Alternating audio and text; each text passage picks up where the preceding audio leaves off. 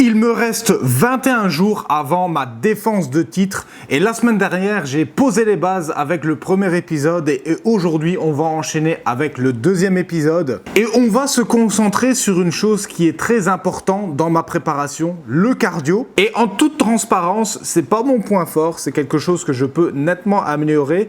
Et ce qu'il y a de vicieux un peu avec le cardio, c'est que si tu l'arrêtes de le travailler ne serait-ce que quelques jours, ah ben c'est fini. Après, pour revenir dans une bonne condition cardiovasculaire, c'est vrai, ça peut être parfois difficile. Le cardio, c'est quelque chose qu'il faut vraiment bosser tout le temps pour maintenir une bonne condition. Et là, si je veux être prêt pour mon combat au niveau du cardio, ben, il va falloir que je sois vraiment sérieux là-dessus. Donc, c'est sur ça qu'on va se concentrer aujourd'hui. Je vais aller à la salle de sport pour me faire une séance cardio. Et la raison pour laquelle le cardio est si important dans le catch et si important dans ma préparation, c'est parce que dans un combat, le cardio, c'est l'une des choses principales. Parce que le rythme monte et descend constamment. Donc, il faut que je sois vraiment préparé à ce niveau-là. Donc là, ce que je vais faire, c'est que je vais préparer mes affaires pour aller à la salle de sport. Et bien évidemment, je vais y aller maintenant, le matin. Je vais en profiter que je suis dans ma période de congé pour y aller dans la matinée pour éviter les heures de pointe. Parce que dans le premier épisode que je t'ai partagé sur cette chaîne, je pensais éviter les heures de pointe. J'avais été m'entraîner vers 3 heures de l'après-midi.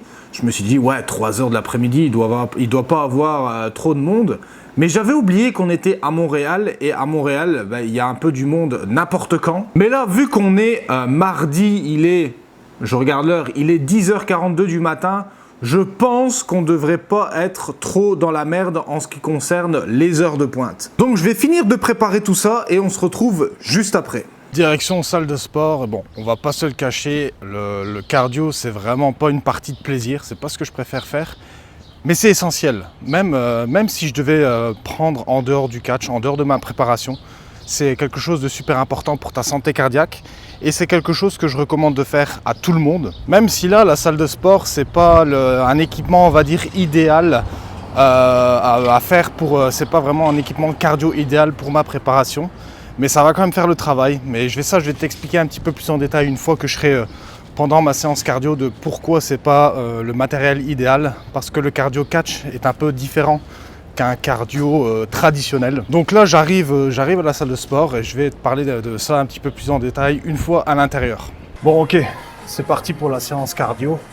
Et faut savoir que c'est pas la seule chose que j'ai fait aujourd'hui parce que je viens tout juste de finir un entraînement dos biceps, donc j'étais pas venu ici uniquement pour le cardio. Et là du coup je suis en train de faire du vélo elliptique, c'est quelque chose que je fais quasiment jamais. Habituellement j'aime bien de faire du tapis marche inclinée. Mais là, j'avais envie d'un peu de changement parce que j'évite tout ce qui est déjà courir. Courir, je trouve que c'est pas trop bon pour mon bas du dos et mes genoux, surtout que je suis un gros tas. Donc, je fais des choses qui sont moins stressantes pour les genoux, comme par exemple le vélo elliptique, c'est parfait.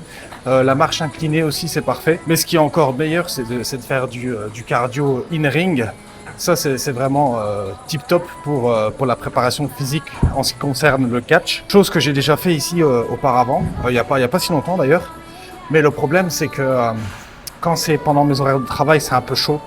Parce que le problème, c'est que j'ai accès à un ring, mais c'est après l'entraînement. C'est un accès libre et il y a un entraînement juste avant. Mais le problème, c'est que c'est pas avant 21h30, 22h. Donc du coup, on finit jamais avant 11h, 11h30, voire parfois minuit.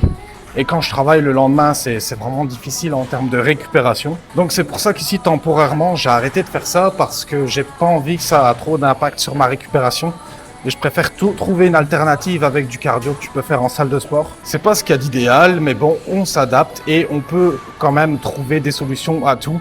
Comme par exemple ici avec le vélo elliptique, je vais varier l'intensité, je vais varier, on va dire, la résistance du vélo pour que ça simule au plus proche le cardio qu'on peut avoir dans un ring. Je vais faire 30 minutes de ça, donc quand tu regroupes tout ensemble, la musculation plus le cardio, ça fait quand même une séance pas mal complète. Et une fois que j'en aurai terminé avec ça, je vais te retrouver juste après pour la suite de la journée. Il est maintenant venu l'heure de manger et le moment de manger pour moi c'est un peu mon moment préféré dans la journée. Mais là ici on est rendu à un moment dans la journée où c'est l'heure de mon snack. Donc qu'est-ce qu'on a au menu pour mon snack? Je vais te présenter ça ici. On a un fruit une banane, très bon fruit avec des bons glucides et c'est du bon potassium aussi. Avec ça, j'ai une source de protéines. Évidemment, on va prendre un shaker aussi avec 5 grammes de protéines dedans.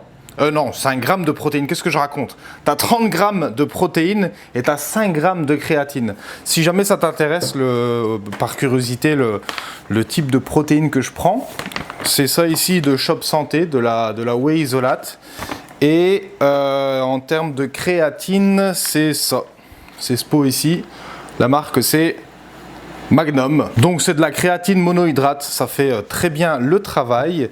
Et pour couronner le tout, on a deux toasts, enfin deux petits pains au raisin ici, avec, bon là je ne l'ai pas mis dessus, mais je vais le mettre dessus juste après, avec un petit peu de beurre de cacahuète allégé, parce que le beurre de cacahuète c'est quand même assez gras, donc j'ai pris la version un peu plus allégée. Donc tout ça combiné, c'est ce qui va composer mon snack. Je voulais te partager une pensée qui vient justement de me passer par la tête et c'est ça que j'aime aussi avec ce genre de vidéo et avec ce genre de vlog, c'est de pouvoir te partager aussi mon état d'esprit et mes pensées. Et là où je voulais en venir, c'est concernant le sujet des non négociables. Je trouve que c'est important dans la vie d'avoir des choses non négociables ou si tu veux, on peut appeler ça aussi des priorités. Parce qu'en ayant ce genre de choses, c'est ça qui te permet d'avoir une certaine rigueur et une certaine discipline dans ta vie. Mais ça te permet aussi de réaliser des choses que tu as vraiment envie de faire. Comme par exemple, si moi, personnellement, je devais te citer mes non négociables,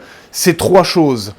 Le catch, la muscu et le montage vidéo, la création de contenu. Alors évidemment, attention à ne pas tout mélanger parce que je te parle de non négociables dans ce qui concerne les loisirs, les hobbies, mais après tu as des non négociables dans d'autres aspects de la vie, un aspect privé, mais aussi dans un aspect sentimental. Il faut aussi que tu aies des non négociables concernant ta relation amoureuse, par exemple, être présent pour ta copine, ou même avoir des non négociables concernant la famille. Mais bon, ça, c'est un autre sujet. Et ça, ce sont des choses qu'il faut séparer. Moi, le sujet, là où je veux en venir, c'est par rapport à tes hobbies ou par rapport à des passions que tu as, des choses que tu as envie de réaliser. Pour te donner une idée, pour moi, pour les choses que je suis en train de faire avec le catch, la muscu et la création de contenu, j'essaye toujours de me démerder dans mon emploi du temps, d'avoir du temps pour ces 3 choses-là. Je vais donner un exemple tout con. Par exemple, le lundi, ça va être, les jours peuvent changer, mais c'est pour te donner un peu une idée.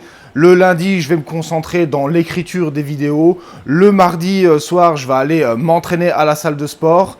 Et après, avec tout ça, il y a aussi le catch ou la lutte qui va s'interposer là-dedans le week-end, par exemple. Et la meilleure manière pour combiner tout ça, c'est d'être vraiment organisé et d'être discipliné. Et ces 3 choses-là, donc, qui sont le catch, la muscu et la création de contenu, ben maintenant, j'ai tellement pris l'habitude de faire ça que c'est ancré dans mes habitudes. Je dois plus réfléchir pour devoir les faire. Parce que ça s'insère naturellement dans mon horaire. Ce que je veux dire là-dedans, c'est que peu importe ce que tu veux faire dans la vie, si tu as envie de le faire, ben fais-le. N'attends pas l'accord ou que quelqu'un l'approuve. Parce que si jamais tu ne le fais pas et que tu as peur de te lancer, ben tu risques d'avoir des regrets plus tard. Et ça, je pense que le regret, c'est l'une des pires choses que qu'on peut avoir chez un être humain. On n'a pas envie de se dire dans 10 ans, ah ben merde, j'aurais dû me lancer dans cette passion il y a 10 ans, j'ai hésité et maintenant je regrette, je l'ai pas fait. Et moi, c'est la même chose. Moi, personnellement aussi, pendant longtemps, j'ai hésité de me lancer dans la création de contenu parce que il y avait beaucoup de gens qui avaient un petit peu un regard assez hostile à ce niveau-là et je trouvais ça un petit peu débile.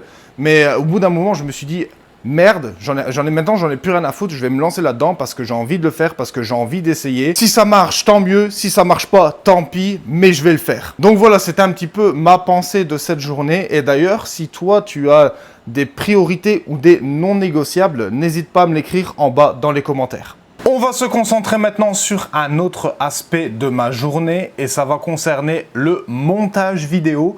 Là, en ce moment, je suis en train de travailler sur un projet, du coup, qui sera déjà sorti au moment où tu vois ce passage.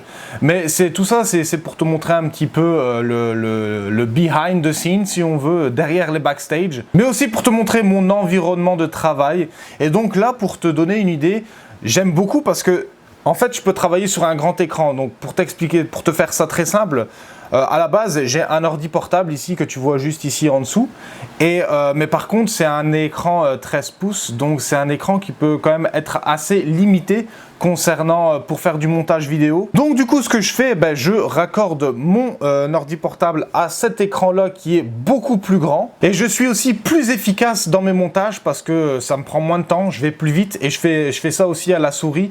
Ça me prend moins de temps de le faire à la souris que d'y aller avec le trackpad de l'ordi portable. Donc voilà, j'avais envie de te faire cette petite séquence pour te partager ça. Physiquement, la préparation, elle avance plutôt bien. Il y a encore quelques détails à fignoler, mais pour le moment, je suis assez content de comment les choses se font. Et il y a une autre chose aussi que j'ai pas encore abordée et que j'aimerais te partager, c'est concernant ma tenue de catch. Je suis en ce moment en train de faire une nouvelle tenue de catch et normalement, si tout se passe bien, je devrais la recevoir avant le jour du show. Parce que ma tenue actuelle, elle commence à se faire vieille, elle est un peu dépassée à mon goût et pas assez personnalisée. Donc j'avais vraiment envie de me créer quelque chose de personnalisé de A à Z et aussi pour donner un peu de renouveau à mon personnage. Et je me suis dit que le timing serait parfait de justement, en étant devenu champion, de défendre ma ceinture pour la première fois avec une nouvelle tenue. Franchement, je pense que c'est l'une des meilleures manières de commencer un règne de champion. Ça prend un petit peu plus de temps que prévu. Je croise vraiment les doigts pour la voir le jour du show.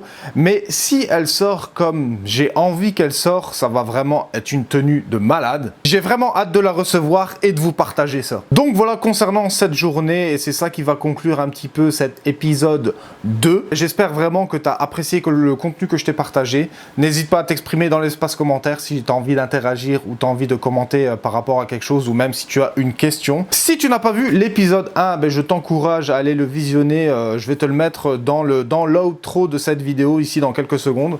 Comme ça tu vas pouvoir aller la voir et te donner et avoir un petit peu une idée et un aperçu de ce qui s'est passé dans l'épisode 1. Et bien entendu, si tu veux me soutenir, la meilleure des choses que tu puisses faire, c'est de booster cette vidéo, de la liker, de partager et de t'abonner. Et quant à moi, je vais te dire à la prochaine pour une nouvelle vidéo.